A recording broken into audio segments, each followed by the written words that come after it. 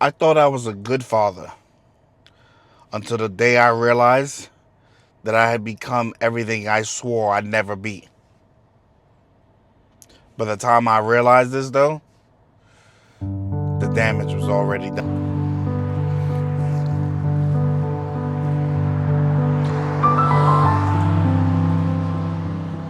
See, I raised my son from the time he was 15, from the time he was 5 years old till he was 14, when this moment started happening, when this change, when the big change started happening. He was about 14 years old. See, I was all he had, and I thought that I thought I was doing my best, and it turns out that my best was still my past was still deep rooted in my best, and that carried over onto how I raised my son. See, my mom was like a dad. She was stern, she was cold, she was strict. She was a provider. She did what she had to do to make, to give us the life that we had. But my mother wasn't what I would consider nurturing. She wasn't the affectionate type. You know what I mean?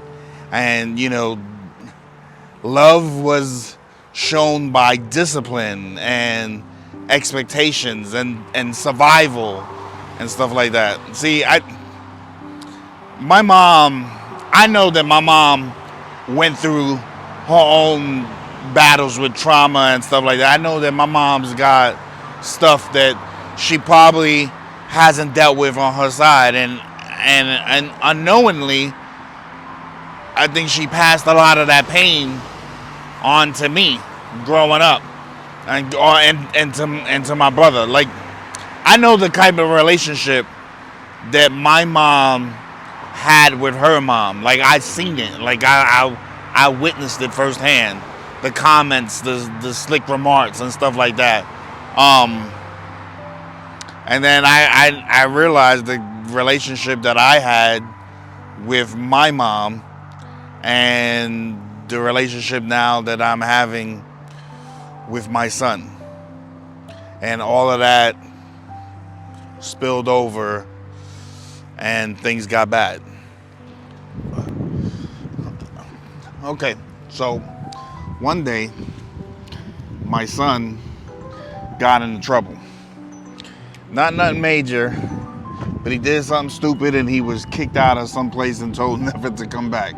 I mean, it's funny now, it wasn't funny then at 14. And when the cops brought him home, like, I was pissed and I wanted answers, and we got into it. And like, true to normal fashion, like, I was heated, I was judgmental, I was angry, I yelled, I cursed. I was anything but his safe space. You know what I mean? I was anything but the person that I should have been, that he could have came to, you know, when he was hurting. And I screamed. I was like, why won't you talk to me? Why are we here? Like, I don't get it. And my son had no words. He just shut down. He refused to talk. He had nothing to say. Like, it was almost like he had given up.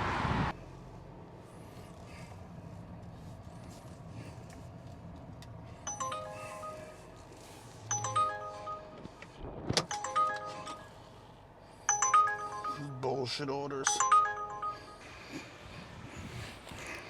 So, a few days later, I was on the phone with my mother. And she did exactly what I expected her to do. She criticized, she judged, told me how much I was a pain in the ass to her growing up, and how my son is just like me and failing as a parent. Like, it was at that moment I realized, I was like, Why the hell would I open up to somebody who's only gonna judge and be and criticize and do everything they can to make you feel like they know all this time? My mother didn't confide into her mother for the same reason why I didn't have that kind of relationship with my mother. For the same reason why my relationship with my son is so rocky. Because I turned out to be exactly what I swore I'd never be. But like I said, by the time I realized all of that, the damage was already done. My son rebelled against me hard.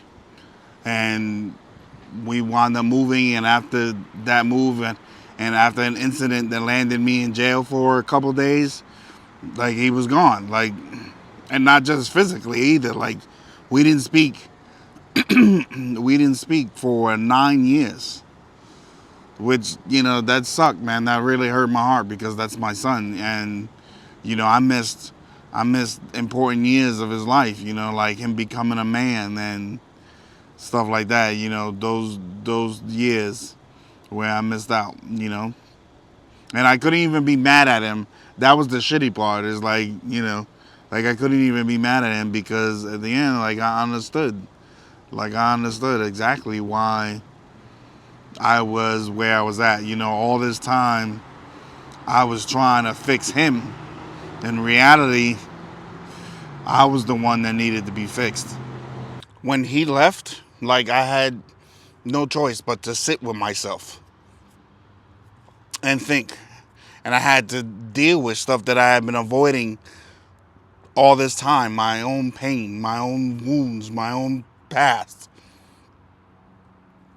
With Lexi's help and therapy and a whole lot of humility, like, I was able to come out of that. I was able to face those issues and and be in a better place. I forgave my mom, even though she didn't ask for it, and I forgave myself, even though I didn't feel like I deserved it, and I gave my son his time to work out his anger on his own and give him the space that he needed. Today, dude, my son and I, we talk all the time. We laugh, we connect, and I think that I would go to venture to say that we understand each other in a way that we never did before. But not because I forced it, but because I changed. Because when you do the work to heal, you don't just heal yourself. You heal generations before you and generations after you. So if you feel like you're repeating the mistakes of the past, if you see yourself in the patterns you swore you'd break, just know it's not too late. Healing starts with recognizing the problem. And the moment you decide to change, that's the moment your story starts to shift. And if this hit home for you, drop a comment. If you've broken a cycle in your life, I'd love to hear about it. And if you're still in the process, know that you're not alone. Keep going. And if you ever looked in the mirror and thought, I need to change, this is your sign.